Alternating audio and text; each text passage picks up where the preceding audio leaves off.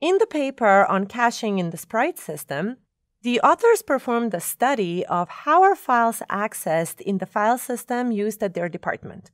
That was a production system used for all types of tasks. This is what they found.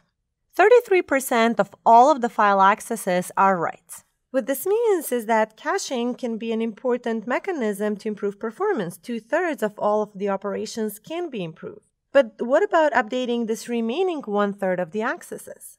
If we choose a policy that's write-through, where every single write goes back to the server, that means that these 1/3 of the file accesses will not be able to use the fact that there is a local cache on the client side.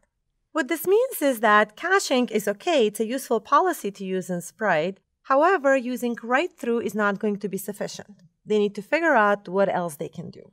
So one thing they considered was, well, how about session semantics? We don't have to write through whenever the file is updated, but when it's closed.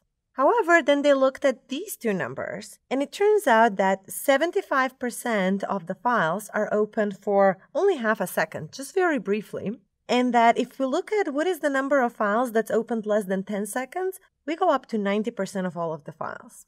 This means that with session semantics, they will need to perform updates to the remote server within less than half a second for many of the files, and then within less than 10 seconds for really most of the files.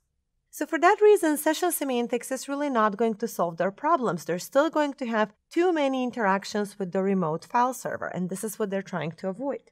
Now, next they observed something interesting. They realized that a lot of the data is deleted within a relatively short time after it is created. 20 to 30% of the new data is deleted within 30 seconds in their trace. And then for 50% of the new data, they observed that it was deleted within 5 minutes of being created. And they also observed that file sharing in their system was rare, that the situations in which multiple clients are at the same time working on a file, that really doesn't occur very, very often. So because of these observations, they made first the following decision. A write back on close, which is what appears in session semantic, well, that's not really necessary. We don't really have true sharing situations, and most of the data will get deleted anyways.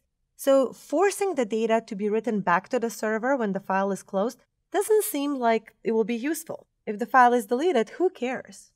Now, all of these things are not very friendly to situations where a file needs to be accessed concurrently by multiple clients.